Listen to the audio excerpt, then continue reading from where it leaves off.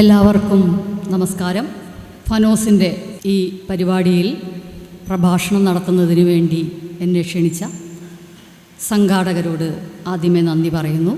ഞാൻ ഇവിടെ ചർച്ച ചെയ്യണമെന്ന് ആഗ്രഹിക്കുന്ന വിഷയം ബുദ്ധമതത്തിൻ്റെ അപജയവും ബ്രാഹ്മണമതത്തിൻ്റെ രൂപീകരണവും കേരള ചരിത്രത്തിൽ എന്ന വിഷയമാണ്.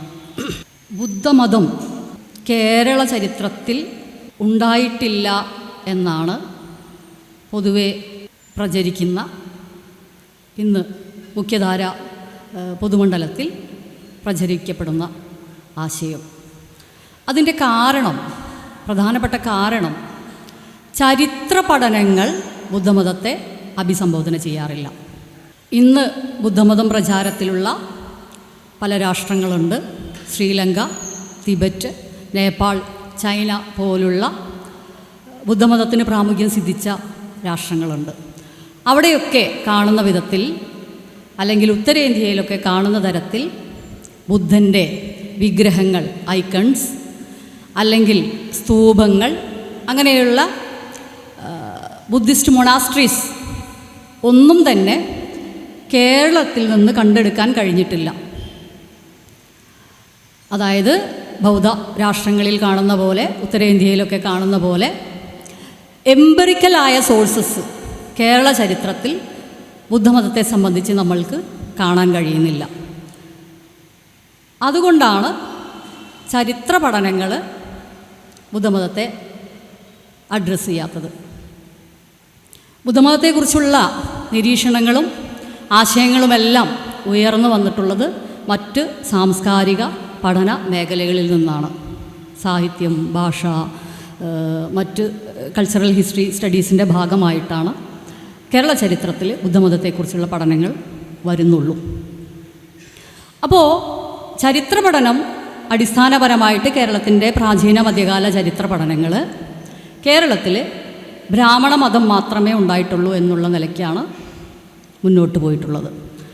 കേരളത്തിൻ്റെ പ്രാചീന മധ്യകാല ചരിത്രം മുഴുവനും ശൈവ വൈഷ്ണവ മതങ്ങൾക്ക് പുറത്ത് മറ്റൊരു മതം കേരളത്തിൽ ഉണ്ടായിട്ടില്ല എന്ന് പറയാനാണ് ശ്രമിച്ചിട്ടുള്ളത്. കേരളത്തിൻ്റെ ചരിത്ര പഠനങ്ങളെല്ലാം, പ്രീ മോഡേൺ ഹിസ്റ്റോറിക്കൽ വർക്കുകളെല്ലാം തന്നെ കൊളോണിയൽ നിരീക്ഷണങ്ങളുടെ തുടർച്ചയായിരുന്നു. പ്രത്യേകിച്ച് പ്രാചീന മധ്യകാല ചരിത്ര പഠനങ്ങൾ. അപ്പോൾ ബ്രിട്ടീഷേഴ്സ് കേരളത്തിൻ്റെ പ്രാചീന മധ്യകാല ചരിത്രത്തെക്കുറിച്ച് എന്തൊക്കെ നിരീക്ഷണങ്ങളാണോ കൊണ്ടുവന്നിട്ടുള്ളത്, ആ നിരീക്ഷണത്തിൻ്റെ തുടർച്ചയോ അല്ലെങ്കിൽ അവയുടെ തന്നെ അതേ വാദങ്ങൾ തന്നെ, കൊളോണിയൽ വാദങ്ങൾ തന്നെ തുടരുന്നതായിട്ട് ആണ് നമുക്ക് പ്രാചീന ആൻഷ്യൻ മെഡീവൽ ഹിസ്റ്ററിയിൽ കാണാൻ കഴിയാം. ജൈന ബൗദ്ധ മതത്തെക്കുറിച്ച് ബ്രിട്ടീഷ് പീരീഡിൽ വളരെ ചെറിയ പഠനങ്ങൾ മാത്രമാണ് നടന്നിട്ടുള്ളത്. ലോഗൻ, അയ്യർ, നാഗമയ്യ, സുബ്രഹ്മണ്യ അയ്യർ തുടങ്ങിയിട്ടുള്ള, പത്മനാഭ മേനോൻ തുടങ്ങിയിട്ടുള്ള ബ്രിട്ടീഷ് എംപ്ലോയീസ് ആയിട്ടുള്ള ആളുകൾ നടത്തിയ ചില നിരീക്ഷണങ്ങൾ, ഈഴവർ ബൗദ്ധരാണെന്നുള്ള സങ്കല്പം, ചേര രാജാക്കന്മാരുടെ ബൗദ്ധ പാരമ്പര്യം, വഞ്ചി നഗരത്തിൻ്റെ പാരമ്പര്യം, അങ്ങനെയുള്ള ചില നിരീക്ഷണങ്ങൾ ലോഗനും അയ്യരും സുബ്രഹ്മണ്യ അയ്യരും ഒക്കെ മുന്നോട്ട് വയ്ക്കുന്നുണ്ട്. ബ്രിട്ടീഷ് പീരീഡിൽ ഒരു വളർച്ചയുണ്ടാവുന്നത് ഗോപിനാഥ റാവുവിൻ്റെ നേതൃത്വത്തിലാണ്. അദ്ദേഹം പാലിയം കോപ്പർ പ്ലേറ്റ് പരിശോധിക്കുന്നുണ്ട്. തിരുവിതാംകൂറിൽ നിന്ന് കിട്ടുന്ന കുറച്ച് ബുദ്ധിസ്റ്റ് ഐക്കൺസ് അദ്ദേഹം പരിശോധിക്കുന്നുണ്ട്. മൂഷിക വംശത്തെക്കുറിച്ചുള്ള നിരീക്ഷണങ്ങൾ അദ്ദേഹം കൊണ്ടുവരുന്നുണ്ട്. അങ്ങനെ ഗോപിനാഥ റാവുവിൻ്റെ ഫൈൻഡിങ്സിൽ നിന്ന് ഏറെ വളർന്ന പഠനങ്ങൾ, ഏറെയൊന്നും കേരളത്തിലെ ബൗദ്ധ പഠനങ്ങൾ വളർന്നിട്ടില്ല എന്നുള്ളത് ഒരു യാഥാർത്ഥ്യമാണ്. പിന്നീട് 1949 PC അലക്സാണ്ടർ കേരളത്തിൻ്റെ ബുദ്ധമത ചരിത്രം എഴുതുന്നുണ്ട്. ശങ്കു അയ്യർ എഴുതുന്നുണ്ട്. പിന്നെ വരുന്ന ഒരു പ്രധാനപ്പെട്ട പഠനം പത്മകുമാരി അമ്മയുടെയാണ്. MGSൻ്റെ കീഴിൽ, MGS നാരായണൻ്റെ കീഴിൽ സമർപ്പിച്ച ഗവേഷണ പ്രബന്ധമാണത്. അപ്പോൾ MGSൻ്റെ കീഴിൽ നടക്കുന്ന പഠനം വരുന്നത് 1995 അത് പിന്നീട് പബ്ലിഷ് ചെയ്യുകയാണ്. അത് പത്മകുമാരി അമ്മ പറയുന്നത് കേരളത്തിൽ വളരെ ചുരുക്കം ചില തെളിവുകളാണ്, എംപിറിക്കൽ സോഴ്സസ് ആണ് ജൈന ബൗദ്ധ മതത്തെക്കുറിച്ചുള്ളത്. ആ തെളിവുകൾ ബ്രാഹ്മണ മതത്തിൽ നിന്ന് വേറിട്ട ഒന്നല്ല, ബ്രാഹ്മണ മതത്തിൻ്റെ തന്നെ ഭാഗമാണ്. അതായത് ജാതിക്കെതിരെയോ സാമൂഹികമായിട്ടുള്ള മുന്നേറ്റങ്ങൾക്കെതിരെയോ ഒന്നും, അസമത്വത്തിനെതിരെയോ ഒന്നും ബുദ്ധമതം വേറിട്ട ബ്രാഹ്മണ്യത്തെ ചോദ്യം ചെയ്യുന്നില്ല. മറിച്ച് ബ്രാഹ്മണ്യത്തിൻ്റെ തന്നെ ഭാഗമാണ് ബുദ്ധമതം എന്ന് പറയാൻ വേണ്ടിയാണ് MGSൻ്റെ കീഴിൽ സമർപ്പിക്കപ്പെട്ട ആ ഗ്രന്ഥം, പത്മകുമാരി അമ്മയുടെ ഗവേഷക പ്രബന്ധം എഴുതപ്പെടുന്നത്. അപ്പോൾ ചുരുക്കി പറഞ്ഞാൽ Logan Iyer, Gopinatha Rao, PC Alexander, Shanku Iyer, Padmakumari Amma ഇവരുടെ പഠനങ്ങൾ കഴിഞ്ഞാൽ ചരിത്ര പഠനത്തിൽ കാര്യമായ അന്വേഷണങ്ങൾ നടന്നിട്ടില്ല. അപ്പോൾ എംപിറിക്കലായിട്ടുള്ള തെളിവുകൾ മറ്റ് ഉത്തരേന്ത്യയിലൊക്കെ കാണുന്ന പോലെ സ്തൂപങ്ങളിലോ വിഹാരങ്ങളോ ഒക്കെ കിട്ടുന്നത് പോലെ, ചൈത്യങ്ങളൊക്കെ കിട്ടുന്നത് പോലെ കേരളത്തിൽ അവൈലബിൾ അല്ല എന്നുള്ളത് ഒരു വസ്തുതയാണ്. ആ പരിമിതിയിൽ നിന്നുകൊണ്ട് മാത്രമേ നമ്മൾക്ക് കേരളത്തിലെ ബുദ്ധമതത്തെ അഡ്രസ്സ് ചെയ്യാൻ സാധിക്കുകയുള്ളൂ എന്ന് പറയാതിരിക്കാൻ കഴിയില്ല. അപ്പോൾ ഇതാണ് നിലവിലെ ബുദ്ധമതത്തെക്കുറിച്ചിട്ട് നമ്മൾക്കറിയാവുന്ന, നമ്മൾ കണ്ടിട്ടുള്ള ചരിത്ര ഹിസ്റ്റോറിയോഗ്രാഫിക്കലായിട്ടുള്ള കോണ്ടെക്സ്റ്റ് എന്ന് നമുക്ക് പറയാൻ കഴിയുന്നത്. എന്നാൽ ചരിത്രകാരന്മാർ ആർഗ്യൂ ചെയ്യുന്നത് പോലെ ബൗദ്ധ പഠനങ്ങൾക്ക്, ബുദ്ധമതത്തിന് കേരള ചരിത്രത്തിൽ സോഴ്സസ് ഇല്ലേ? ഇതാണ് ചോദ്യം. ഞാൻ ബുദ്ധമതത്തിനെ അന്വേഷിച്ച് റിസർച്ച് ചെയ്യാൻ ഇറങ്ങിയ ആളല്ല. മറ്റു പല കാര്യങ്ങൾ ചെയ്യുന്ന സമയത്ത് ഈ സോഴ്സസ് എത്തിപ്പെട്ടു പോയ ആളാണ്. അപ്പോൾ നമ്മൾക്ക് കേരളത്തെക്കുറിച്ചുള്ള ഏറ്റവും പ്രാചീനമായ രേഖകൾ നമുക്കെല്ലാവർക്കും അറിയാം. അശോകൻ്റെ ശിലാശാസനമാണ്. കേരള പുത്ര എന്ന് പറയുന്ന വാക്ക് അശോകൻ്റെ ലിഖിതത്തിൽ കാണാം. അദ്ദേഹം ഇവിടെ മൃഗങ്ങളെയും മനുഷ്യരെയും ചികിത്സിക്കുന്നതിന് വേണ്ടി ഔഷധ സസ്യങ്ങളും മരങ്ങളും കേരളത്തിൽ അല്ലെങ്കിൽ ഈ പറയുന്ന പ്രദേശങ്ങളിൽ നട്ടുപിടിപ്പിച്ചു എന്നാണ് ലിഖിതത്തിൽ പറയുന്നത്. ആ കൂട്ടത്തിൽ പാണ്ഡ്യദേശത്തെക്കുറിച്ച് പറയുന്നുണ്ട്, ചോളനാടിനെക്കുറിച്ച് പറയുന്നുണ്ട്, സതീയപുത്രത്തെ പറ്റി പറയുന്നുണ്ട്, താമ്രപർണിയെക്കുറിച്ച് പറയുന്നുണ്ട്. ആ കൂട്ടത്തിൽ കേരള പുത്രനെക്കുറിച്ചും പറയുന്നു. ഇത് ഇവിടുത്തെ ഹീലിംഗ് ട്രഡീഷൻ്റെ ഹിസ്റ്ററിയാണ് കാണിക്കുന്നത്. അതിലേക്ക് ഞാൻ പിന്നീട് വരാം.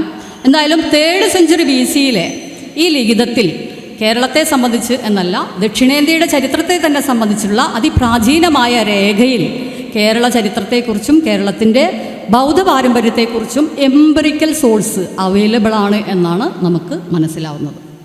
മറ്റൊന്ന് തമിഴ് ബ്രാഹ്മി ലിഖിതങ്ങളാണ്. ബൗദ്ധ ജൈന കച്ചവടക്കാർ ദക്ഷിണേന്ത്യയിലേക്ക് ബ്രാഹ്മി, അതായത് പ്രാകൃതവും ഒക്കെ വളർന്നിട്ടുള്ള ഭാഷ,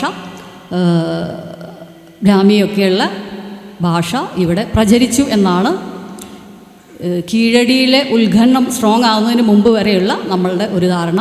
ഇപ്പോൾ ഉത്തരേന്ത്യയിലെ ബ്രാഹ്മിയേക്കാൾ കൂടുതൽ, മൗര്യൻ ബ്രാഹ്മിയേക്കാൾ കൂടുതൽ പഴക്കം ദക്ഷിണേന്ത്യയ്ക്കുണ്ട് എന്നാണ് പുതിയ പഠനങ്ങൾ പറഞ്ഞുകൊണ്ടിരിക്കുന്നത്. അത് പഠിക്കേണ്ട വിഷയമാണ്. അത് ഓർക്കെ തന്നെ ഞാൻ പറയുന്നു, പ്രാചീന കേരള ചരിത്രത്തിൻ്റെ എംപിറിക്കലായിട്ടുള്ള പ്രധാനപ്പെട്ട സോഴ്സാണ് തമിഴ് ബ്രാഹ്മി ലിഖിതങ്ങൾ. പട്ടണത്തിൽ നിന്ന് കിട്ടിയിട്ടുണ്ട്. ആ ലിഖിതം ശ്രമണ എന്നാണ് വായിക്കുന്നത്. കാസർഗോഡ് നിന്ന് നമുക്ക് കിട്ടിയിട്ടുണ്ട്. അപ്പോൾ പിന്നെ നമ്മൾ കാണുന്ന ദക്ഷിണേന്ത്യയിൽ കാണുന്ന കഴുകുമല, അരട്ടിപ്പെട്ടി, മധുര പോലുള്ള പ്രദേശങ്ങളിൽ നിന്ന്, ഗുഹകളിൽ നിന്ന് കാണുന്ന ലിഖിതങ്ങൾ ജെയിൻ ബുദ്ധിസ്റ്റ് മങ്സിന് കൊടുക്കുന്ന, മെർച്ചൻസ് കൊടുക്കുന്ന ഡൊണേഷൻസാണ്. ഇതും ഇവിടെ ബുദ്ധമതം പ്രചാരത്തിലുണ്ട് എന്ന് പറയാൻ വേണ്ട, വ്യാഖ്യാനിക്കാൻ വേണ്ട മെറ്റീരിയൽ എവിഡൻസ് ആണ്. അപ്പോൾ പിന്നെയുള്ളത് സംഘകാല കൃതികളാണ്. സംഘകാല കൃതികളെക്കുറിച്ച് നിലവിലുള്ള പഠനങ്ങളെല്ലാം തന്നെ ദ്രവീഡിയൻ, അതായത് ഉത്തരേന്ത്യയിലെ സംസ്കൃതം സംസാരിക്കുന്ന ആര്യബ്രാഹ്മണർക്ക് വിരുദ്ധമായി അല്ലെങ്കിൽ എതിർ നിൽക്കുന്ന ഒരു ദക്ഷിണേന്ത്യൻ സംസ്കാരമുണ്ട്. അത് തമിഴിനെ കേന്ദ്രീകരിച്ചുള്ളവയാണ്. അത് ശുദ്ധമായ തമിഴാണ്. ഇതൊരു ദ്രവീഡിയൻ സങ്കല്പമാണ്. ഈ വായനയുടെ മുകളിൽ ഈ ദ്രവീഡിയൻ സങ്കല്പത്തിൽ നിന്ന് മാത്രമാണ് സംഘകാല കൃതികൾ ഇതുവരെയും വായിക്കപ്പെട്ടിട്ടുള്ളത്. അതുകൊണ്ട് തന്നെ പ്രാകൃതത്തിൻ്റെ സ്വാധീനമോ അല്ലെങ്കിൽ ജൈന ബൗദ്ധ കണക്ഷൻസോ ഒന്നും തന്നെ വേണ്ട രീതിയിൽ സംഘകാലഘട്ടത്തിൽ എത്രത്തോളം ഉണ്ടായിരുന്നു എന്ന് നമ്മൾ പഠിക്കാൻ ശ്രമിച്ചിട്ടില്ല. പക്ഷെ സംഘകാല കൃതികളിൽ ആധൻ എന്ന് നമുക്ക് ചേര രാജാക്കന്മാരെ വിശേഷിപ്പിക്കുന്നുണ്ട്. ആധൻ എന്നത് അർഹതൻ എന്ന വാക്കാണ്. ബൗദ്ധ സന്യാസിമാരെയാണ് ആദൻ എന്ന് വിശേഷിപ്പിക്കുന്നത്. ആദൻ എന്ന പേരിൽ ചേര രാജാക്കന്മാർ, പ്രാചീന ചേര രാജാക്കന്മാർ അറിയപ്പെടുന്നുണ്ട്. അതുപോലെ വാനവർ അൻപൻ എന്നുള്ളത് ദേവനാം പ്രിയനാണ് എന്നും അശോകനും ശ്രീലങ്കയിലെ തിസ്സയും ഒക്കെ സ്വീകരിച്ചിട്ടുള്ള ദേവനാം പ്രിയൻ എന്നുള്ളതിൻ്റെ തമിഴ് പദമാണ് എന്നാണ് മനസ്സിലാക്കുന്നത്. അപ്പോൾ ഈ സംഘകാല കൃതികൾ തന്നെ ഭിക്ഷുക്കളുടെ സംഭാവനയാണ് എന്നാണ് സുബ്രായലുവിൻ്റെയും നൊബുരു കരാഷ്മിയൊക്കെ പോലുള്ള പണ്ഡിതരുടെ വാദം. അപ്പോൾ ഇങ്ങനെ സംഘകാല കൃതികളിലെ ജൈന ബൗദ്ധ ട്രഡീഷനെക്കുറിച്ചൊക്കെ പുതിയ പഠനങ്ങൾ വരാനിരിക്കുന്നതേ ഉള്ളൂ. നമ്മൾക്ക് ആ കാലഘട്ടത്തിൽ കിട്ടുന്ന മെറ്റീരിയൽ എവിഡൻസ് പൂർണ്ണമായും ജൈന ബൗദ്ധ ബന്ധം ഉണ്ട് എന്ന് സ്ഥാപിക്കുന്നവയാണ്. പിന്നീട് സംഘകാലത്തിന് ശേഷം നമുക്ക് കാണാൻ പറ്റുന്നത് കളഭ്രന്മാരുടെ കാലഘട്ടമാണ്. കളഭ്രന്മാരുടെ കാലഘട്ടത്തെ അടിസ്ഥാനപരമായിട്ട് ഇവിടുത്തെ ബ്രാഹ്മണിക്കലായിട്ടുള്ള ഹിസ്റ്റോറിയൻസ് വ്യാഖ്യാനിക്കുന്നത് ഇരുണ്ട കാലഘട്ടം എന്നാണ്. അതായത് സ്റ്റേറ്റും സൊസൈറ്റിയും എക്കോണമിയും ഒന്നും ഡെവലപ്പ് ചെയ്യാത്ത ഒരു കാലമായിട്ടാണ് പറയുന്നത്. ഈ കളഭ്രന്മാർ ജൈന ബൗദ്ധ മതത്തെ ആണ് ബ്രാഹ്മണ മതത്തേക്കാൾ കൂടുതൽ പാട്രണൈസ് ചെയ്യുന്നത്. അതുകൊണ്ടാണ് ആ കാലത്തെ ഇരുണ്ട കാലഘട്ടമായിട്ട് വ്യാഖ്യാനിക്കുന്നത്. കളഭ്രന്മാരുടെ കാലഘട്ടത്തിലാണ് ഗന്ധവംശം, അഭിധമ്മാവതാരം, ഉത്തരവിനിശ്ചയം, രൂപാരൂപ വിവേകം, ജിനാലങ്കാരം തുടങ്ങിയിട്ടുള്ള കൃതികൾ എഴുതപ്പെടുന്നത്. ഈ കാലഘട്ടത്തിൽ നിന്ന് ഒരു കൃതികളും ഒരു ഇൻസ്ക്രിപ്ഷൻസും അവൈലബിൾ അല്ല എന്നാണ് ബ്രാഹ്മണിക്കലായിട്ടുള്ള ഹിസ്റ്റോറിയൻസ് പറയാറുള്ളത്. പക്ഷേ നമ്മൾക്ക് അവൈലബിൾ ആയിട്ടുള്ളത് ബുദ്ധഘോഷൻ, ബുദ്ധദത്തൻ, സംഘപാലൻ, ബുദ്ധമിത്രൻ, ജ്യോതിപാലൻ തുടങ്ങിയിട്ടുള്ള ബൗദ്ധ സന്യാസിമാരുടെ പേരുകളൊക്കെയാണ്. അപ്പോൾ കളഭ്രന്മാരുടെ കാലഘട്ടം ഇരുണ്ട കാലഘട്ടമാണ് എന്ന് വ്യാഖ്യാനിച്ചത് സംഘകാലത്തെ പെറുക്കിത്തീനുകളുടെ ഗോത്രജീവികളുടെ ഹണ്ടിങ് ഗേതേഴ്സിൻ്റെ പ്ലണ്ടേഴ്സിൻ്റെ കാലമാണ് എന്ന് വ്യാഖ്യാനിച്ചത് വേദങ്ങളും അനുശാസിക്കും പ്രകാരം, സ്മൃതികൾ അനുശാസിക്കും പ്രകാരം, ധർമ്മശാസ്ത്രം പോലുള്ള കൃതികൾ അനുശാസിക്കും പ്രകാരം രാജാവ് നാടുഭരിച്ചിട്ടില്ല. ബ്രാഹ്മണരുടെ ഇച്ഛയ്ക്കനുസരിച്ചല്ല സംഘകാലത്തിലെ രാജാക്കന്മാർ നാടുഭരിച്ചിട്ടുള്ളത്. അതുകൊണ്ടാണ് ഈ കാലഘട്ടത്തെ പെറുക്കിത്തീനികളുടെ കാലഘട്ടമായിട്ട് പിൽക്കാലത്തെ പ്രാചീന മധ്യകാല ചരിത്രകാരന്മാർ നമ്മളുടെ പ്രാചീന ചരിത്രത്തെ വ്യാഖ്യാനിക്കുന്നതിന് കാരണമാകുന്നത്. ഞാൻ കളഭ്രന്മാരുടെ കാലം പറഞ്ഞതുകൊണ്ട് ഇത് പറഞ്ഞു എന്നേ ഉള്ളൂ. പിന്നീട് പോസ്റ്റ് സംഘം പീരീഡ് എന്ന് നമ്മൾ അറിയപ്പെടുന്ന 6-7 നൂറ്റാണ്ട് കാലഘട്ടങ്ങളാവുമ്പോഴേക്ക് ഗണ്ഡവ്യൂഹം, താരാസുഖം, മണിമേഖല, ചിലപ്പതികാരം, ജീവക ചിന്താമണി, കുണ്ടലകേശി, നീലകേശി ഈ സകലമാല കൃതികളും ജൈന ബൗദ്ധ കാവ്യങ്ങളാണ്. അപ്പോൾ പിന്നീട് കൃത്യമായിട്ട് 7 നൂറ്റാണ്ടൊക്കെ ആകുമ്പോഴേക്ക് ചൈനീസ് ഡോക്യുമെൻറ്റ്സിൽ നമ്മൾക്ക് കേരളത്തിലെ ദക്ഷിണേന്ത്യയിലെ വെസ്റ്റേൺ ഗഡ്സിലെ ബുദ്ധമതത്തെക്കുറിച്ച് വിവരണങ്ങളുണ്ട്. ഫാഹിയാൻ്റെയും ഹുയാങ്സാങ്ങിൻ്റെയും ഡോക്യുമെൻറ്റ്സിൽ പൊതിയൽ മലയിൽ അവലോകിതേശ്വര താരാക്കൾട്ട് ഉണ്ടായിരുന്നു എന്ന് പറയുന്നുണ്ട്. അപ്പോൾ പിന്നീട് ഈ സമയത്ത് വരുമ്പോഴേക്ക് താന്ത്രിക ഗ്രന്ഥങ്ങളാണ് നമ്മൾക്ക് കിട്ടുന്നത്. മഞ്ജുശ്രീ മൂലകൽപ്പം എന്ന 4th സെഞ്ച്വറിയിലെ ചൈനീസ് തിബറ്റൻ വേർഷൻ ഇന്ന് അവൈലബിൾ ആണ്. അതിൻ്റെ ഒരു വേർഷൻ നമുക്ക് ലഭിച്ചിട്ടുള്ളത് തിരുവിതാംകൂറിൽ നിന്നാണ്, മണലിക്കര മഠത്തിൽ നിന്നാണ്. മഞ്ജുശ്രീ മൂലകൽപ്പം നമ്മൾക്ക് മഞ്ജുശ്രീ ബോധിസത്തിനെ ആരാധിക്കുന്ന ഗ്രന്ഥമാണ്. ഇത് തിരുവിതാംകൂറിൽ ഉണ്ടായിരുന്നു എന്നതിൻ്റെ തെളിവാണ് നേവാരി സ്ക്രിപ്റ്റിലുള്ള ഈ താന്ത്രിക ഗ്രന്ഥം. പിന്നെ നമ്മൾക്ക് കാണുന്നത് ഭഗവതജുഗം പോലുള്ള നാടകങ്ങളിൽ 7th സെഞ്ച്വറിയിൽ തന്നെ കേരളത്തിൻ്റെ മഹായാന ട്രഡീഷൻ വളരെ സ്ട്രോങ് ആണ് എന്ന് നമുക്ക് മനസ്സിലാക്കുന്നതാണ്. ഉച്ഛിഷ്ടബലി, അരിഷ്ടബലി പോലുള്ള, അരിക്കബലി പോലുള്ള റിച്വൽസ്, ബുദ്ധിസ്റ്റ് റിച്വൽസ് ഇവിടെ ഉണ്ടായിരുന്നു എന്നും ഒക്കെ നമുക്ക് ഭഗവതജുഗത്തിൽ നിന്ന് മനസ്സിലാക്കാൻ പറ്റും. 9ാം നൂറ്റാണ്ടൊക്കെ ആകുമ്പോഴേക്ക് തിരുവിതാംകൂറിൽ നിന്ന് വിഗ്രഹങ്ങളുണ്ട്. ഈ വിഗ്രഹങ്ങളുടെ ചരിത്രമാണ് അടിസ്ഥാനപരമായിട്ട് കേരള ചരിത്രത്തിൽ ബുദ്ധമതമുണ്ട് എന്ന് സ്ഥാപിക്കാൻ വേണ്ട ഒരു പ്രധാനപ്പെട്ട തെളിവുകളായിട്ട് ബ്രിട്ടീഷ് പീരീഡിലും പിൽക്കാലത്തെ ചരിത്രകാരന്മാരും കാണുന്നത്. 9ാം നൂറ്റാണ്ടിലെയും 8ാം നൂറ്റാണ്ടിലേതും എന്ന് നമ്മൾ കരുതാവുന്ന കുറേ വിഗ്രഹങ്ങൾ നമുക്ക് കിട്ടുന്നുണ്ട്. കരുനാഗപ്പള്ളി മാവേലിക്കര ഭാഗത്തു നിന്നാണ് അത് കിട്ടുന്നത്. പത്മാസനത്തിലിരിക്കുന്ന ബുദ്ധൻ, ധ്യാനഭാവത്തിലുള്ള ബുദ്ധൻ, ജ്ഞാനമുദ്രയിലുള്ള ബുദ്ധൻ, അങ്ങനെ ബുദ്ധമതത്തിൻ്റെ ലാഞ്ചനകൾ, ഒത്ത ലക്ഷണങ്ങളുള്ള വിഗ്രഹങ്ങളാണ് നമുക്ക് 8-9 നൂറ്റാണ്ടിലേതെന്ന് പറയപ്പെടുന്ന ഈ വിഗ്രഹങ്ങൾ നമ്മൾ കണ്ടെടുക്കുന്നത്. അപ്പോൾ ഇതിന് ശേഷം പിന്നീട് നമുക്ക് 9 നൂറ്റാണ്ടിലെ പാലിയം ചെപ്പേടാണ്, വിക്രമാദിത്യ വരഗുണൻ്റേതാണ്. ശ്രീമൂലവാസം എന്ന് പറയുന്ന ബുദ്ധവിഹാരം ഇവിടെ ഉണ്ടായിരുന്നു എന്ന് പറയുന്ന ലിഖിതമാണ്. അപ്പോൾ പിന്നെ നമ്മൾക്ക് കാണുന്നത് രാഘവൻ്റെ ചേര രാജാവായ വിജയരാഘവൻ്റെ ഒരു രേഖയാണ്. അത് ശ്രീമൂലവാസത്തിൻ്റെ ചുമതല വീരകോതനിൽ ഏൽപ്പിക്കുന്നു എന്ന് പറയുന്ന ശാസനമാണ്. മൂഷികവംശമാണ് അടുത്ത കാവ്യം, 11-12 നൂറ്റാണ്ടിലേതെന്ന് കരുതുന്നു. ഈ മൂഷികവംശകാവ്യത്തിൽ ശ്രീമൂലവാസം കടലാക്രമണത്തിൽ പെടുന്നതായിട്ട് സൂചനയുണ്ട്. വിക്രമരാമൻ എന്ന് പറയുന്ന മൂഷിക രാജാവ് കടലാക്രമണത്തിൽ നിന്ന് ശ്രീമൂലവാസത്തെ രക്ഷിച്ചു എന്ന് പറയുന്നുണ്ട്. ഈ മൂഷികവംശകാവ്യത്തിൽ ശ്രീമൂലവാസത്തെക്കുറിച്ച് മാത്രമുള്ള റഫറൻസ് അല്ല.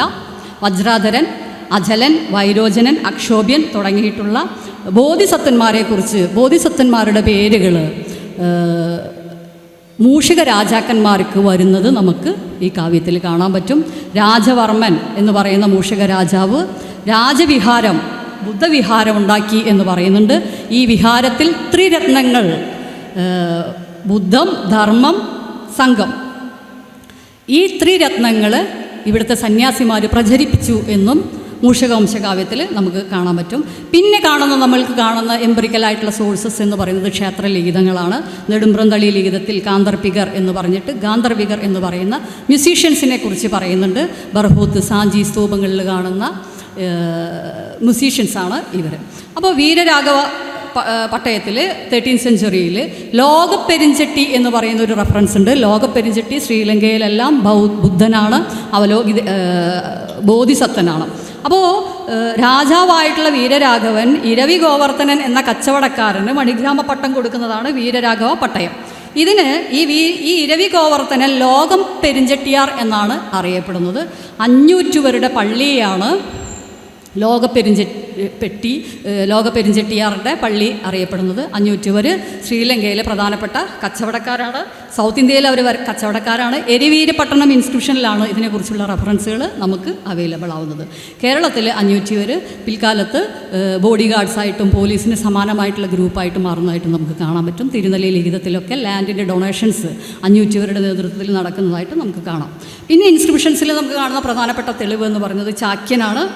ചാക്യൻ ബുദ്ധൻ്റെ നിർമ്മാണകായയാണ്. ബുദ്ധനെക്കുറിച്ച്, ബുദ്ധൻ്റെ ധർമ്മകഥകൾ പ്രചരിപ്പിക്കുന്ന, ബുദ്ധൻ്റെ ധർമ്മങ്ങൾ സർവചരാചരങ്ങളോടും വ്യാഖ്യാനിച്ച് അവതരിപ്പിക്കുന്ന നിർമ്മാണകായായിട്ടുള്ള മനുഷ്യരൂപത്തിൽ ഭക്തർക്ക് ബുദ്ധനെ കാണാൻ സാധിക്കുന്ന രൂപത്തെയാണ് ചാക്യൻ എന്ന് പറയുന്നത്. സാക്യമുനിയാണ്. സാക്യൻ അജന്ത ഇൻസ്ക്രിപ്ഷൻസിൽ സാക്യാമുനിക്ക് കൊടുക്കുന്ന, സാക്യാഭിക്ഷുവിന് കൊടുക്കുന്ന ദാനം നമ്മൾക്ക് ബുദ്ധിസ്റ്റ് ഇൻസ്ക്രിപ്ഷൻസിൽ കാണാൻ കഴിയും.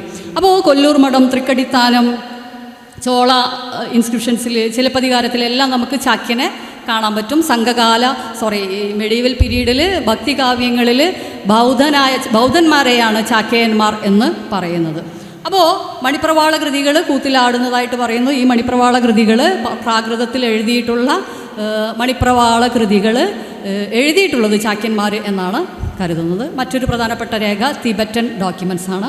ചക്രസംവരതന്ത്രം എന്നാണ് ഈ താന്ത്രിക് ടെക്സ്റ്റ് അറിയപ്പെടുന്നത്. 6th സെഞ്ച്വറിയിൽ കേരളത്തിൻ്റെ western ഗഡ്സിൽ Tantrik Buddhist Yogini worship നടന്നിരുന്നു എന്നുള്ളതിൻ്റെ സൂചനകൾ ഈ താന്ത്രിക് ടെക്സ്റ്റിൽ നമുക്ക് കാണാൻ പറ്റും. മുരളിമലയിലും കനകഗിരിയിലും ചണ്ടാലകുലത്തിൽ യോഗിനിമാർ ജനിച്ചു എന്നാണ് ഈ ചക്രസംവരതന്ത്രത്തിൽ. ഇത് തിബറ്റൻ താന്ത്രിക് ടെക്സ്റ്റാണ്.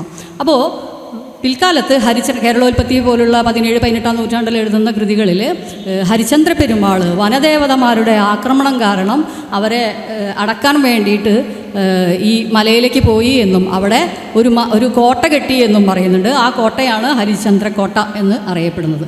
ഇങ്ങനെയുള്ളൊരു മിത്ത് കേരളോൽപ്പത്തിയിൽ നമുക്ക് പിന്നീട് കാണാൻ കഴിയുന്നുണ്ട്.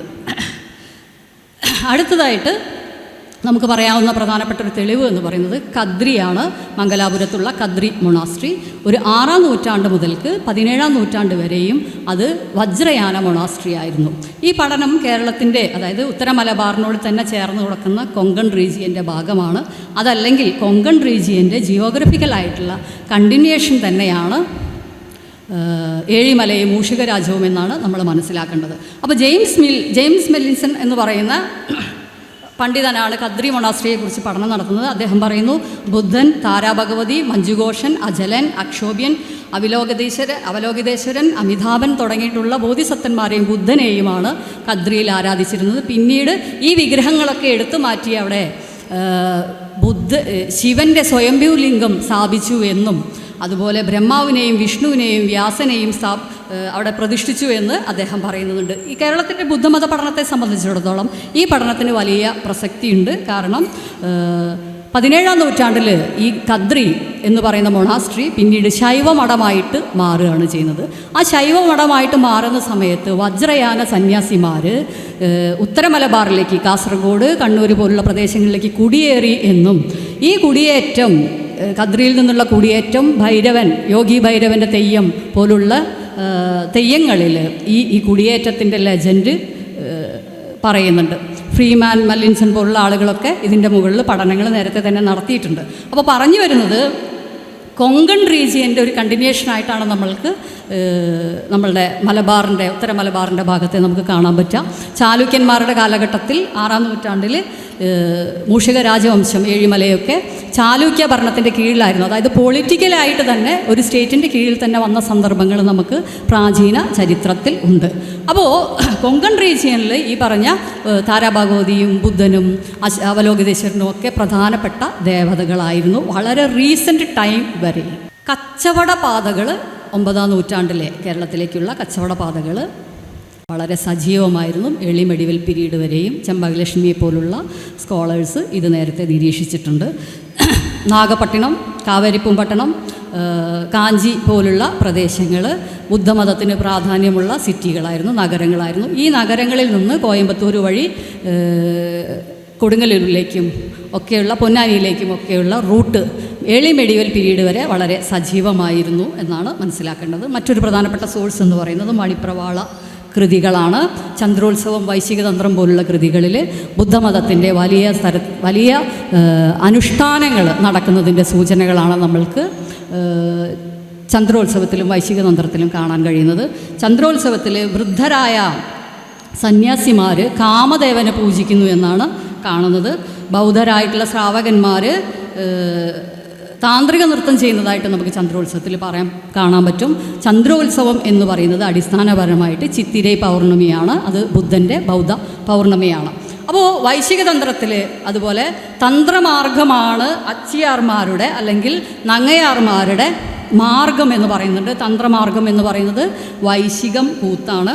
യോഗി അല്ലെങ്കിൽ യോഗിനി ഒരു സിദ്ധി ആർജിക്കുന്നത് 6 തരത്തിലുള്ള ആഭിചാര മന്ത്രങ്ങളിലൂടെയും പ്രക്രിയയിലൂടെയുമാണ്. അതിലുള്ള ഒരു ആഭിചാര മന്ത്രമാണ് അല്ലെങ്കിൽ തന്ത്രമാണ് വശീകരണം എന്ന് പറയുന്നത്. അപ്പോൾ വൈശികം കൂത്ത് എന്ന് പറയുന്നത് വശീകരണ തന്ത്ര മാർഗമാണ്. മാരണം, ഉച്ചാടനം, സ്തംഭനം, ആകർഷം, ശാന്തി തുടങ്ങിയിട്ടുള്ളവയാണ് മറ്റ് 5 തന്ത്രമാർഗങ്ങൾ. അപ്പോൾ ഒരു യോഗി സിദ്ധി ആർജിക്കുന്നത് ഈ പ്രോസസ്സിലൂടെയാണ്. ആ പ്രോസസ്സിനെയാണ് വൈശികതന്ത്രത്തിൽ തന്ത്രമാർഗമായിട്ട് ആവിഷ്കരിക്കുന്നത്. നഗ്നയാറാണ് നങ്ങയാർ. അപ്പോൾ നങ്ങയാർ ചെയ്യുന്ന നൃത്തം നഗ്ന നൃത്തമാണ്. അത് മൈഥുന നൃത്തമാണ്. അത് സെക്ഷൽ യോഗയാണ്. അപ്പോൾ ഉത്തമം, മധ്യമം, അധമം എന്ന് പറഞ്ഞിട്ടുള്ള 3 തരത്തിലുള്ള നങ്ങയാർമാർ കേരളത്തിലുണ്ടായിട്ടുണ്ട്. അത് ടെമ്പിൾ ഇൻസ്ക്രിപ്ഷൻസിലും നമുക്ക് കാണാം, നെടുമ്പ്രന്തളി ഇൻസ്ക്രിപ്ഷനിൽ കാണാം, അതുപോലെ ഈ മണിപ്രവാള കൃതികളിലും കാണാൻ പറ്റും. അപ്പോൾ ഉത്തമകൾക്കും മധ്യമകൾക്കും വലിയ കൂലിയാണ്. അധമകളെ അപേക്ഷിച്ച് കൂടുതൽ വില അവർക്ക് ആ ഒരു ഹൈറാർക്കി ഉള്ളതായിട്ട് നമുക്ക് ടെമ്പിൾ ഇൻസ്ക്രിപ്ഷൻസ് പരിശോധിച്ചാൽ മനസ്സിലാവുന്നുണ്ട്. അപ്പോൾ ഉത്തമ എന്ന് പറയുന്ന ഇന്ന് ക്ഷേത്രങ്ങളിൽ കാണുന്ന നങ്ങയാർമാർ അല്ലെങ്കിൽ അച്ചിയാർമാർ, തേവടിച്ചികൾ, പെൺകുലം എന്നൊക്കെയാണ് നമുക്ക് ടെമ്പിൾ ഇൻസ്ക്രിപ്ഷൻസിൽ ഇവരെക്കുറിച്ചുള്ള സൂചനകളുള്ളത്. അതിൽ കാണുന്ന പ്രകാരമാണെങ്കിൽ ഉത്തമകൾ ഇന്ന് നോക്കിക്കഴിഞ്ഞു കഴിഞ്ഞാൽ മഹാഭാരതവും രാമായണവും പോലുള്ള പുരാണിക് വേർഷൻസാണ് പെർഫോം ചെയ്യുന്നത്. പക്ഷേ ഉത്തമകളെ പോലെ തന്നെ മധ്യമകളും അധമകളും ക്ഷേത്രത്തിലുണ്ട് എന്ന് പറഞ്ഞു കഴിഞ്ഞാൽ എന്ത് നൃത്തമാണ് അവർ ക്ഷേത്രത്തിലേക്ക് ചെയ്തിട്ടുണ്ടാവുക എന്ന് ഊഹിക്കാവുന്നതാണ്. അപ്പോൾ ക്ഷേത്രലിഖിതങ്ങളിൽ നമ്മൾക്ക് ഇവരുടെ റിലീജിയസ് ലൈഫ് കാണാൻ പറ്റില്ല. സോഷ്യൽ ലൈഫ് കാണാൻ പറ്റില്ല. പക്ഷെ അതെല്ലാം നമുക്ക് മണിപ്രവാള കൃതികളിൽ കാണാൻ പറ്റും. പക്ഷെ മണിപ്രവാള കൃതികളെയും നമ്മൾ വായിച്ചിട്ടുള്ളത് കൊളോണിയലായിട്ടുള്ള ഒരു സ്കെയിലിൻ്റെ വിക്ടോറിയൻ സങ്കല്പങ്ങളുടെ അടിസ്ഥാനത്തിലാണ്. അതുകൊണ്ട് തന്നെ അത് അശ്ലീല കാവ്യങ്ങളായിട്ടാണ് വ്യാഖ്യാനിക്കപ്പെട്ടിട്ടുള്ളത്. അപ്പോൾ ഉത്തമം എന്ന് പറയുന്നത് ശ്രേഷ്ഠം എന്നുള്ള അർത്ഥത്തിലാണ്. ഉത്തമ സേവ എന്നുള്ള ആരാധന രീതികൾ നമ്മൾക്ക് വ്യാപകമായിട്ട് ഇതിൽ കാണാൻ പറ്റും.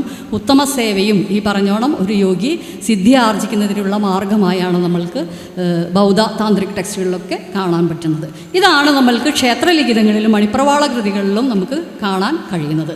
അപ്പോൾ ചുരുക്കി പറഞ്ഞു കഴിഞ്ഞാൽ പ്രാചീന കാലം മുതൽക്ക് ലേറ്റ് മെഡീവൽ പീരീഡ് വരെയുള്ള കാലങ്ങളിൽ തുടർച്ചയായിട്ട് കേരളത്തിൻ്റെ എംപറിക്കൽ സോഴ്സസിൽ ബുദ്ധമതം വളരെ സ്ട്രോങ് ആയിട്ട് ഇവിടെ ഉണ്ടായിരുന്നു എന്നുള്ളതിൻ്റെ തെളിവുകളിലൂടെ ഒന്ന് കടന്നു പോവുകയാണ് ഇപ്പോൾ നമ്മൾ ചെയ്തിട്ടുള്ളത്. അപ്പോൾ ചരിത്രകാരന്മാരെ സംബന്ധിച്ചിടത്തോളം, പ്രീ മോഡേൺ ഹിസ്റ്റോറിയൻസിനെ സംബന്ധിച്ചിടത്തോളം കേരളത്തിൽ ശൈവ വൈഷ്ണവ മതമല്ലാത്ത മറ്റൊരു മതമില്ല എന്ന് സ്ഥാപിക്കുക, അതൊരു ബ്രാഹ്മണിക്കലായിട്ടുള്ള ഐഡിയോളജിയെ സ്ഥാപിക്കലായിരുന്നു ഈ ചരിത്രകാരന്മാരുടെ ദൗത്യം എന്ന് പറയാൻ വേണ്ടിയാണ്.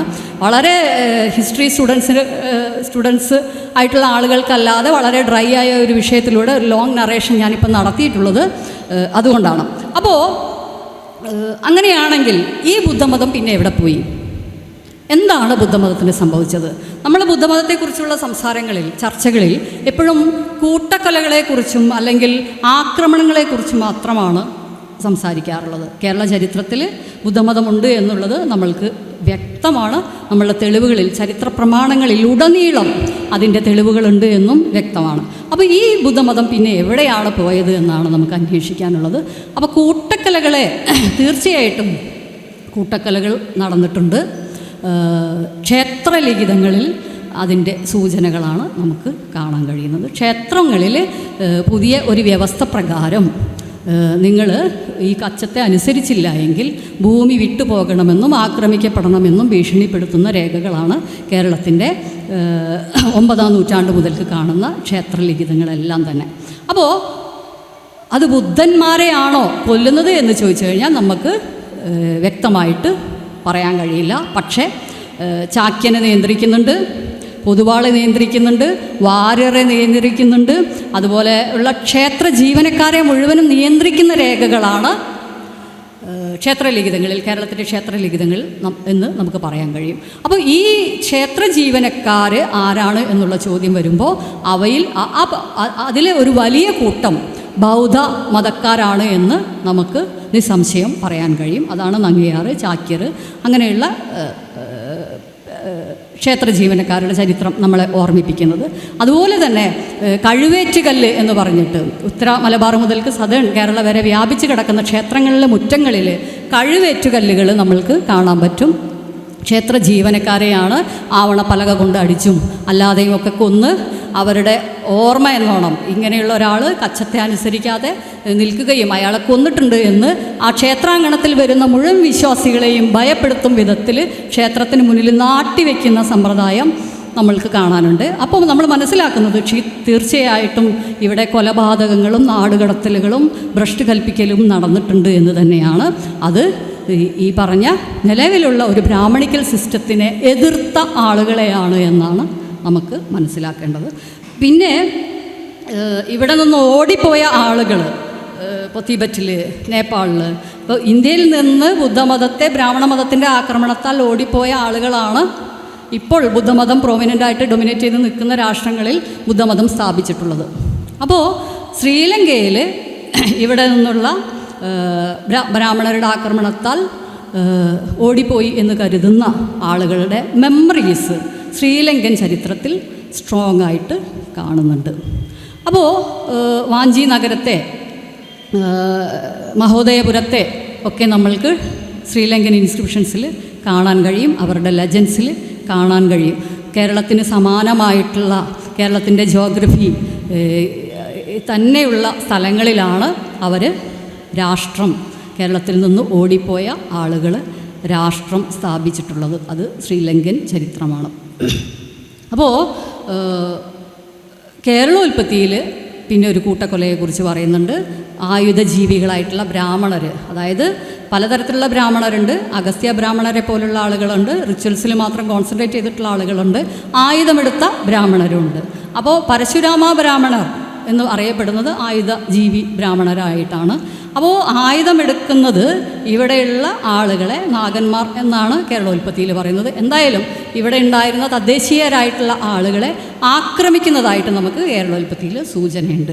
ഇത്രയുമാണ് ഈ സോഴ്സസിലൂടെ കടന്നുപോയ ഒരാൾ എന്ന നിലയിൽ എനിക്ക് കൂട്ടക്കൊലകളെക്കുറിച്ച്, ആക്രമണങ്ങളെക്കുറിച്ച് കിട്ടിയിട്ടുള്ള റെഫറൻസ്. വളരെ ഡീറ്റെയിൽഡ് ആയിട്ടുള്ള റെഫറൻസ് നമുക്ക് ടെമ്പിൾ ഇൻസ്ക്രിപ്ഷൻസിലുണ്ട്. അത് ഡിസ്കഷൻ്റെ സമയത്ത് ആവശ്യമാണെങ്കിൽ സംസാരിക്കാമെന്ന് കരുതുന്നു. അപ്പോൾ പ്രത്യക്ഷത്തിൽ ചരിത്രകാരന്മാർ നമ്മളോട് ചോദിക്കുന്നത് ബുദ്ധമതക്കാരെ ഓടിച്ചു എന്നും ആക്രമിച്ചു എന്നും കൂട്ടക്കൊല നടത്തിയെന്നും പറയുന്നതിന് എവിടെയാണ് തെളിവുകൾ എന്നാണ്. സത്യസന്ധമായി പറയുകയാണെങ്കിൽ തെളിവുകളില്ല. ക്ഷേത്രലിഖിതങ്ങളിൽ കാണുന്ന ഈ തെളിവുകൾ ഈ നിലയിലാണ്, ഇപ്പം ഞാൻ പറഞ്ഞ നിലയിലാണ് നമുക്ക് കാണാൻ കഴിയുള്ളൂ.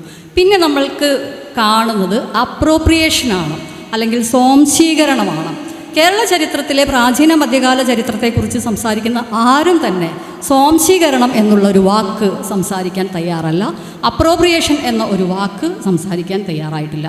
ഇപ്പോൾ നമ്മൾക്കറിയാം, ഇപ്പോൾ താന്ത്രിക ഗ്രന്ഥങ്ങൾ, ബ്രാഹ്മണ തന്ത്രങ്ങൾ എന്നറിയപ്പെടുന്ന ഗ്രന്ഥങ്ങളെല്ലാം തന്നെ മഹായാന, തന്ത്രയാന, വജ്രയാന കൃതികളുടെ മെഡീവലായിട്ടുള്ള റിപ്ലിക്കുകളാണ്. അതായത് ബുദ്ധമതത്തിലെ തന്ത്രങ്ങളും താന്ത്രിക മന്ത്രങ്ങളും യന്ത്രങ്ങളും ദേവതകളെയുമാണ് മെഡീവൽ പീരീഡിൽ ബ്രാഹ്മണ മതം അപ്രോപ്രിയേറ്റ് ചെയ്യുന്നത്, സ്വാംശീകരിക്കുന്നത്.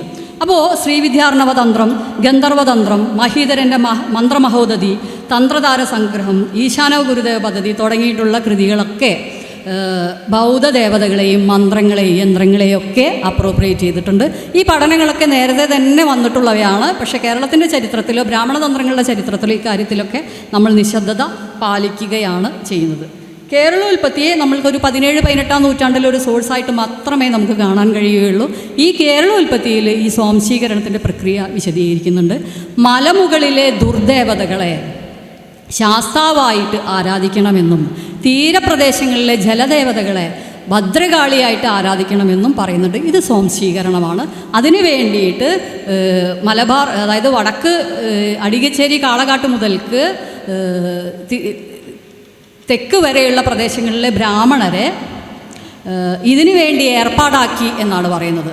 ഈ ബ്രാഹ്മണർ വൈദിക പാരമ്പര്യമുള്ള ബ്രാഹ്മണരല്ല. ഈ ബ്രാഹ്മണർ ആഢ്യ ബ്രാഹ്മണരല്ല. ഇവർ മൂസതുമാർ, ഇളയതുമാർ, നമ്പ്യാതിരിമാർ എന്ന് പറയുന്ന അധകൃത ബ്രാഹ്മണരാണ്. അതായത് മാംസം കഴിക്കുന്ന, താന്ത്രിക കർമ്മം ചെയ്യുന്ന ബ്രാഹ്മണരെയാണ് ഇതിനു വേണ്ടിയിട്ട് ഏർപ്പാടാക്കുന്നത്. അപ്പോൾ അപ്രോപ്രിയേഷനാണ് പിന്നെ നമ്മൾക്ക് കാണാൻ പറ്റുന്നത്. അപ്പോൾ ഇത്രയും നേരം നമ്മൾ കണ്ടിരുന്ന, നമ്മൾ സോഴ്സസിലൂടെ കടന്നുപോയപ്പോൾ അറിഞ്ഞിരുന്ന ദേവതകളൊക്കെ എവിടെ പോയി? ഈ ദേവതകളാണ് പിന്നീട് ബ്രാഹ്മണ ദേവതകളായിട്ട് മാറുന്നത്. അതിൽ തന്ത്രം ഇന്ന് തന്ത്രിമാർക്ക് വേണ്ടിയിട്ടുള്ള മത്സരങ്ങളാണല്ലോ. ഈ തന്ത്രം എന്ന് പറയുന്നത് ബ്രാഹ്മണ മതം ഒരു കാലത്ത് ആക്സെപ്റ്റ് ചെയ്തിരുന്നില്ല. നമ്മൾക്ക് 150ഓളം ലിഖിതങ്ങൾ MGS നാരായണൻ പരിശോധിക്കുന്നുണ്ട്. ഈ ലിഖിതങ്ങളിൽ ഒരേ ഒരു ലിഖിതത്തിൽ മാത്രമാണ്, അത് കൊല്ലൂർ മഠത്തിലെ ലിഖിതത്തിൽ മാത്രമാണ് തന്ത്രി വിരുത്തി എന്ന് പറയുന്ന ഒരു പ്രയോഗം നമുക്ക് കാണാൻ പറ്റുന്നുള്ളൂ. ബാക്കി ഒന്നിലും നമുക്ക് തന്ത്രത്തെ പറയുന്നില്ല. മാത്രമല്ല, കേരളോൽപ്പത്തി 17-18 നൂറ്റാണ്ടിൽ കമ്പയർ ചെയ്യുന്നൊരു കാലഘട്ടത്തിൽ പോലും 32 ബ്രാഹ്മണ ഗ്രാമത്തിനും തന്ത്രം കൽപ്പിച്ചിട്ടില്ല എന്നാണ് പറയുന്നത്. അതായത് ബ്രാഹ്മണ മതത്തിന് അപ്പോഴും അടുപ്പിക്കാൻ പറ്റാത്ത രീതിയിൽ താന്ത്രിക മതം ബ്രാഹ്മണേതരമായിട്ട് നിലനിന്നിരുന്നു എന്നാണ് മനസ്സിലാക്കാൻ പറ്റുന്നത്. ഭഗവതിയാണ് അത്. പിന്നെ ഇൻസ്ക്രിപ്ഷൻസിൽ നമുക്ക് കാണുന്ന ഒരു പ്രധാനപ്പെട്ട സൂചന എന്ന് പറയുന്നത് തിരുപ്പലി, പൂതബലി, ബലി, ബലിവിളക്ക് തുടങ്ങിയിട്ടുള്ള ഉച്ചൈ ബലി തുടങ്ങിയിട്ടുള്ള പ്രയോഗങ്ങൾ ടെമ്പിൾ റിച്വൽസിൽ, താന്ത്രിക് റിച്വൽസ് സ്ട്രോങ് ആയിരുന്നു എന്ന് മനസ്സിലാക്കാൻ വേണ്ട തെളിവുകളാണ്. അടുത്തത് ശാന്തി അടികളാണ്. ശാന്തി എന്ന് പറഞ്ഞു കഴിഞ്ഞാൽ തന്നെ കൂളിംഗ് റിച്വലാണ്. അപ്പോൾ ക്ഷേത്രത്തിനകത്ത് ഫെറോഷ്യസ് ആയിട്ടുള്ള ഡെയിറ്റിയാണ് ഉണ്ടായിരുന്നതിൻ്റെ തെളിവാണ് ഇത്. ശാന്തി അടികൾ ദേവതകളെ ശാന്തിപ്പെടുത്തുന്ന ചടങ്ങാണ് ചെയ്യുന്നത്. അപ്പോൾ ഈ ദേവതകൾ എവിടെ പോയി എന്ന് നോക്കുന്ന സമയത്ത് നമ്മളിപ്പോൾ ആരാധിക്കുന്ന ഭഗവതി, അയ്യപ്പൻ, നാഗം തുടങ്ങിയിട്ടുള്ള ദേവതകൾ തന്നെയാണ് ഇപ്പോൾ ബൗദ്ധദേവതകളെയാണ്, ഈ പറയുന്ന ദേവതകളാണ് പിന്നീട് ബ്രാഹ്മണ ദേവതകളായിട്ട് മാറുന്നത് എന്നാണ് ഞാൻ വാദിക്കുന്നത്. കുമാരനല്ലൂർ, പന്നിയങ്കര, കന്യാകുമാരി, തിരുച്ചാരണത്ത്, കണ്ണകി, താരാഭഗവതി, മണിമേഖല, മണിമേഘപത്നി ഇതെല്ലാം മെഡീവൽ പീരീഡ് വരെയും ജൈന ബൗദ്ധ ദേവതകളായിരുന്നു. ഈ ദേവതകൾ ഇപ്പോൾ കാളിയായിട്ട് ദുർഗയായിട്ട് മാറി കഴിഞ്ഞിട്ടുണ്ട്. ജലദേവത എന്ന് പറഞ്ഞു കഴിഞ്ഞാൽ ട്രേഡിൻ്റെ ദേവതയാണ്. ജലദേവതയാണ് മണിമേഖല എന്ന് പറയുന്ന ദേവത, കണ്ണകി എന്ന് പറയുന്ന ദേവത, മണിമേഘ പത്നി എന്ന് പറയുന്നതൊക്കെ ജലദേവതയാണ്. ഈ ദേവത ഈ ഇപ്പോൾ കളമെഴുത്തൊക്കെ പോലുള്ള റിച്വൽസിൽ ചിലപ്പതികാരം പാട്ടുകളായിരിക്കും അതിൻ്റെ റിച്വൽ സോങ് ആയിട്ട് നിൽക്കുന്നതെങ്കിൽ ഒരു ഘട്ടം എത്തുമ്പോൾ ഈ റിച്വൽ സോങ് പൂർണ്ണമായിട്ടും ഭദ്രോൽപത്തി കിളിപ്പാട്ടായിട്ട് മാറുന്നതായിട്ട് നമുക്ക് കാണാൻ പറ്റുന്നുണ്ട്. അപ്പോൾ ഈ ജൈന ബൗദ്ധ കോണ്ടെക്സ്റ്റിൻ്റെ ഭാഗമായിട്ടുണ്ടായിരുന്ന മൈഥുന സങ്കല്പത്തെ പൂർണ്ണമായിട്ടും എടുത്തു കളഞ്ഞിട്ട് അത് കാളിയുടെ രൂപമായിട്ട് മാറ്റുകയാണ് ചെയ്യുന്നത്. ഇതിൻ്റെ സൂചനയാണ് തീരപ്രദേശങ്ങളിലെ ജലദേവതയെ ഭദ്രകാളിയായിട്ട് മാറ്റണമെന്ന് നമ്മൾ കേരളോൽപ്പത്തിയിൽ കണ്ടത്. അപ്പോൾ രണ്ടാമത്തെ ഒരു മാറ്റം എന്ന് പറയുന്നത് കൺസോർട്ടിൻ്റെ കൂടെയാണ് നമുക്ക് വൈരജാതൻ്റെ കൂടെ ഭൈരവൻ്റെ കൂടെ ഒക്കെയാണ് നൃത്തഗോപാലൻ്റെ കൂടെ, ഗോപാലൻ എന്ന് പറഞ്ഞാൽ കോവലൻ. അപ്പോൾ കണ്ണകിയെ അങ്ങനെ കൺസോർട്ടിൻ്റെ കൂടെ അവതരിപ്പിച്ചതെല്ലാം മാറ്റിയിട്ട് അയ്യപ്പൻ്റെ കൂടെയൊക്കെ ഉണ്ടായിരുന്ന ഭഗവതിയെ ഒറ്റയ്ക്കൊറ്റയ്ക്ക് ആരാധിക്കാൻ തുടങ്ങിയത് ഈ ബ്രാഹ്മണവൽക്കരണത്തിൻ്റെ ഭാഗമായിട്ടാണ്. മറ്റൊന്ന് അയ്യപ്പനാണ്. അയ്യപ്പൻ, അയ്യനാർ, അയ്യനായകെ, ചാത്തൻ തുടങ്ങിയിട്ടുള്ള പല പേരുകളിലൂടെ ഒരേ ദേവതയെ ആരാധിക്കുന്നതാണ് നമുക്ക് കാണാൻ പറ്റുന്നത്. പ്രാചീന മെഡീവൽ പീരീഡിൽ, ഏർലി മെഡീവൽ പീരീഡിൽ വരെയും അയ്യപ്പനും അയ്യനും അയ്യനായകയും ചാത്തനുമെല്ലാം ബുദ്ധൻ്റെ പര്യായമായിട്ടാണ് നമുക്ക് കാണാൻ പറ്റുന്നത്. അപ്പോൾ ക്ഷേത്രലിഖിതങ്ങളിൽ അയ്യപ്പനെ നമുക്ക് കാണാം. നെടുമ്പ്രന്തളി, തൃപ്പങ്കോട്, കൊല്ലൂർമഠം, തിരുവല്ല, കന്യാകുമാരി, വടുകേശ്വരം, തൃശ്ശിലേരി തുടങ്ങിയിട്ടുള്ള എല്ലാ ക്ഷേത്രങ്ങളിലും അയ്യപ്പനെ ആരാധിക്കുന്നുണ്ട്. പക്ഷെ മധ്യകാല ക്ഷേത്രങ്ങളെക്കുറിച്ചുള്ള മധ്യകാല പഠനങ്ങളിൽ ശൈവ വൈഷ്ണവ മതത്തിന് പുറത്തുള്ള ഒരു ആരാധന ഉള്ളതായിട്ട് നിലവിലെ ചരിത്രകാരന്മാർ പറയുന്നില്ല. അയ്യപ്പനെക്കുറിച്ച് പറഞ്ഞു കഴിഞ്ഞാൽ അയ്യപ്പൻ അബ്രാഹ്മണ ദേവതയാണ്, അതെങ്ങനെ ക്ഷേത്രത്തിൽ വന്നു എന്ന് പറയേണ്ടി വരും. ആ സാഹചര്യത്തിലാണ് അയ്യപ്പൻ്റെ ചരിത്രം നിലവിലെ ചരിത്രരചന നിഷേധിച്ചത്. അപ്പോൾ പിന്നീട് 10-ാം നൂറ്റാണ്ടിൻ്റെയും 12-ാം നൂറ്റാണ്ടിൻ്റെയും 19-ാം നൂറ്റാണ്ടിലും വരുന്ന ആഗമിക് ടെക്സ്റ്റുകളിൽ അല്ലെങ്കിൽ മറ്റ് ശില്പ ടെക്സ്റ്റുകളിലാണ് നമുക്ക് ശാസ്താവിനെയും ആര്യനെയും അയ്യനെയൊക്കെ കാണാൻ പറ്റുന്നത്. അപ്പോൾ അതിൽ ഇങ്ങനെ ഇന്ന് കാണുന്ന ക്ഷേത്രങ്ങളിൽ ഇപ്പോൾ കാണുന്ന അയ്യപ്പനായിട്ട് മാറുകയാണ് ചെയ്യുന്നത്. നായർ നമ്പൂതിരി സംബന്ധ ബന്ധത്തിൻ്റെ ഭാഗമായിട്ടാണ് ബ്രാഹ്മണവൽക്കരണം നടന്നതുപോലെ തന്നെ ബ്രാഹ്മണരുടെ ഇടയിൽ നടന്ന കീഴാളവൽക്കരണത്തിൻ്റെ ദേവതയാണ് യഥാർത്ഥത്തിൽ അയ്യപ്പൻ. ആ അയ്യപ്പനെയാണ് ശാസ്താവായിട്ടാണ് ബ്രാഹ്മണർ ആരാധിക്കുന്നത്. ഇപ്പോൾ പെരുവനം പോലുള്ള ബ്രാഹ്മണ ഗ്രാമം കേരളത്തിലെ പ്രധാനപ്പെട്ടിട്ടുള്ള യാഗം ചെയ്യാൻ അധികാരമുള്ള വളരെ പ്രധാനപ്പെട്ട ബ്രാഹ്മണ ഗ്രാമമാണ്, വൈദിക ബ്രാഹ്മണ ഗ്രാമമാണ്. ആ വൈദിക ഗ്രാമത്തിൻ്റെ ധ്യാനദേവത എന്ന് പറയുന്നത് യാഗം ചെയ്യുമ്പോൾ ആ ധ്യാനദേവത ശാസ്താവാണ്. അതായത് അത്രയേറെ അവരുടെ ഇടയിലേക്ക് നായന്മാരുമായിട്ടുള്ള കീഴാളരുമായിട്ടുള്ള ഇടപെടലാണ് അവരുടെ ഇടയിലേക്ക് ശാസ്താവിനെ എത്തിച്ചിട്ടുള്ളത്. അടുത്തത് നാഗാരാധനയാണ്. നാഗാരാധനയിൽ വലിയ രീതിയിലുള്ള ബ്രാഹ്മണവൽക്കരണം നടന്നിട്ടില്ല. ഇപ്പോഴും സ്ത്രീകൾ പൗരോഹിത്യം വഹിക്കുന്നുണ്ട്. മൈഥുന നൃത്തം അല്ലെങ്കിൽ നാഗരാജ്ഞി, യക്ഷികന്യക, യക്ഷിയമ്മ, ഡാഗിനി, ഗുഹ്യക ഒക്കെ പോലുള്ളത് താന്ത്രിക് ബുദ്ധിസ്റ്റ് യോഗിനിമാരാണ്. ആ പേരുകളിൽ തന്നെ ഇപ്പോഴും ഈ യോഗിനിമാർ അറിയപ്പെടുന്നുണ്ട്. അപ്പോൾ ഇതിനകത്തുള്ള സെക്ഷൽ യോഗയൊക്കെ എടുത്തു കളഞ്ഞു എന്നതല്ലാതെ ഗാണ്ഡവവനം എന്ന് പറയുന്ന മഹാഭാരതത്തിലെ കഥകളുമായിട്ടൊക്കെ ചില എഡിഷൻസ് നടന്നു എന്നല്ലാതെ വലിയ തോതിലുള്ള മാറ്റങ്ങൾ നാഗാരാധനയിൽ നടത്താൻ കഴിഞ്ഞിട്ടില്ല. അപ്പോൾ ചുരുക്കി പറഞ്ഞാൽ നമ്മൾ എവിടെയാണ് ബൗദ്ധദേവതകളെന്ന് തിരയുമ്പോൾ ആ ദേവതകൾ ഇപ്പോൾ കാണുന്ന ക്ഷേത്രങ്ങളിൽ തന്നെയാണ്. കേരളത്തിലെ ക്ഷേത്രങ്ങൾ ബ്രാഹ്മണ മതം എന്ന് പറഞ്ഞു കഴിഞ്ഞാൽ ബുദ്ധമതത്തിന് മുമ്പേ ബ്രാഹ്മണ മതം ഉണ്ടല്ലോ എന്നാണ് എല്ലാവരും പറയുക. പക്ഷേ ബ്രാഹ്മണ മതത്തിൻ്റെ രൂപീകരണം പൂർണ്ണമായിട്ടും നടക്കുന്നത് പോസ്റ്റ് ഗുപ്ത പീരീഡുകളിലും ലേറ്റ് മെഡീവൽ പീരീഡിലും പിന്നെ പൂർണ്ണമായിട്ട് നടക്കുന്നത് കൊളോണിയൽ പീരീഡിലുമാണ്. ഹിന്ദുമതം എന്ന് നമ്മൾ പറയുന്നത് ബ്രാഹ്മണ മതത്തിൻ്റെ വേറൊരു രൂപമാണ്. ബ്രിട്ടീഷേഴ്സ് നിർമ്മിച്ചതാണ് ഹിന്ദുമതം എന്ന് പറയുന്നത്. അത് പിൽക്കാലത്തെ മെഡീവൽ പീരീഡിലുള്ള ബ്രാഹ്മണ മതത്തെയാണ് ബ്രിട്ടീഷേഴ്സ് ഹിന്ദുമതമായിട്ട് വ്യാഖ്യാനിച്ച് വയ്ക്കുന്നത്. അപ്പോൾ ഈ പറയുന്നതിൻ്റെ ഏറ്റവും പ്രധാനപ്പെട്ട മെറ്റീരിയൽ എവിഡൻസ് ആയിട്ട് നമ്മൾ കരുതുന്ന ക്ഷേത്രങ്ങൾ കൊളോണിയൽ കാലത്ത് നിർമ്മിക്കപ്പെട്ടവയാണ്.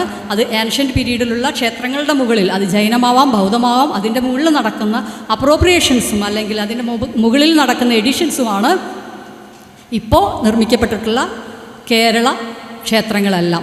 അപ്പോൾ ബുദ്ധമതത്തിനും ജൈനമതത്തിനും കേരളത്തിൽ എവിടെ തെളിവുകൾ എന്ന് ചോദിക്കുന്ന ചരിത്രകാരന്മാർക്ക് കേരളത്തിൽ ബ്രാഹ്മണ മതത്തെ, മെഡീവൽ പീരീഡിലുള്ള ബ്രാഹ്മണ മതത്തെ സ്ഥാപിക്കാൻ വേണ്ട തെളിവുകളുമില്ല എന്നുള്ളതാണ് യാഥാർത്ഥ്യം.